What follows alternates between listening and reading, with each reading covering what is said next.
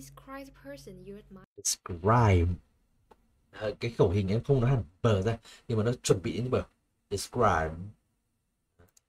Well, I will talk about my grandfather. When I was a little kid, my parents worked far Tốt. When I was a little kid. Okay, connect. away from home, and I lived with my grandfather for a long time. So basically, I just lived with my grandfather for such a long time. Đôi khi chúng ta xem such a fact để cho nó thêm cái emphasis hơn. And for me, that was a memorable time in my childhood memories. It was a memorable time in my childhood. In my childhood thôi nhé. There's kind of a memorable time in my memory thì nghe nó kiểu lặp lặp ha. Đấy. Memorable time in my childhood, okay? Or during my childhood. When I lived with my grandfather, I learned a lot. Nó hơi bị lặp cái grandfather. When I lived with him, okay? Thì nó gọi là reference. Okay. Để hạn chế thì tiếng Anh we avoid repetition. We don't want to repeat the same word again, right? So we say him instead of grandfather. A lot from him, and he has been a role model of me. And for me, okay, a role model for me. Role model is actually a difficult word, so say role model. Đọc to rõ chắc mấy cái từ đấy. Còn for me thì nó là từ không có chắc thì đọc nhẹ nhẹ. For me là được, không cần phải là for me, đúng không? Nhưng mà role model is actually an important word here. So chậm nó lại thì còn cái từ khác nhanh được.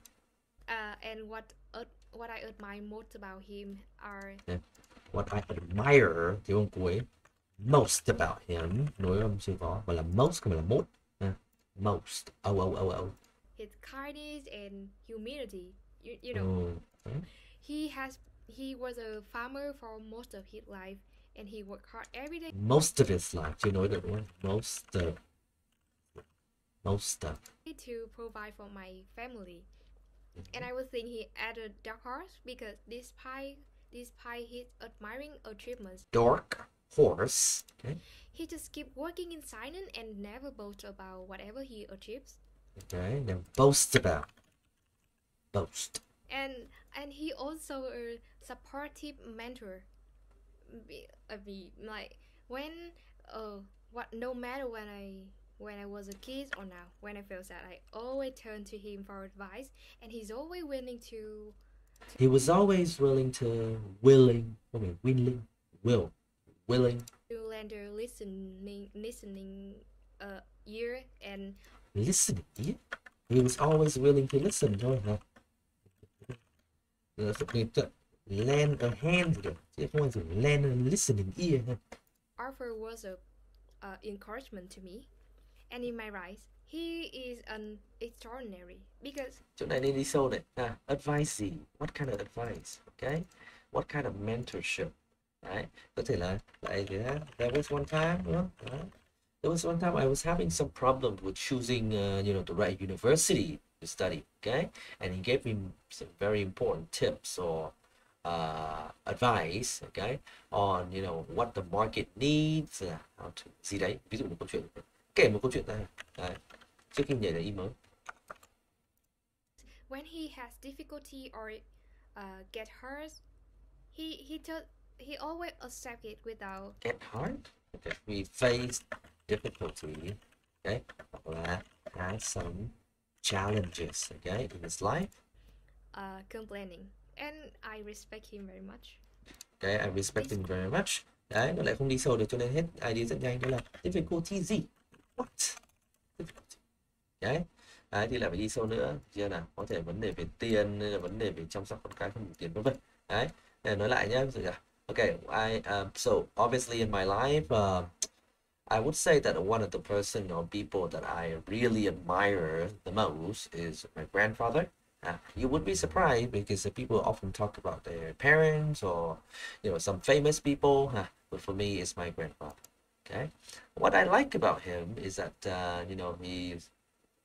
his dedication, or the fact that he spends most of his life taking care and providing for us. Okay, and he's, even though he's just a farmer, right?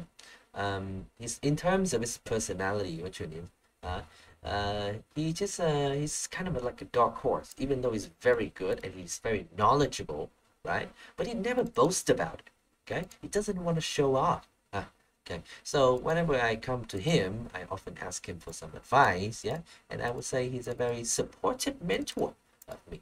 Okay, I remember there was one time I was asking him for some advice on how to choose the right university to study.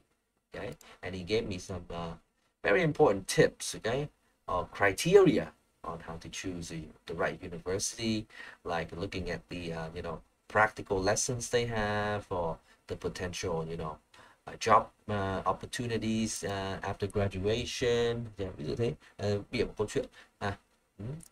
Even though he faced a lot of difficulties throughout his life, okay, many of the challenges he faced, I think they were about some financial issues. Okay, he was struggling at times to make enough money to provide for the people around him, but for whatever reasons, okay, somehow he still managed to overcome these challenges. Okay, has become very successful today. Yeah, kiểu như vậy. Chà, thì nó sẽ có nhiều idea hơn đi sâu ha. Để anh chưa đi sâu được cho nên nó bị ngắn quá.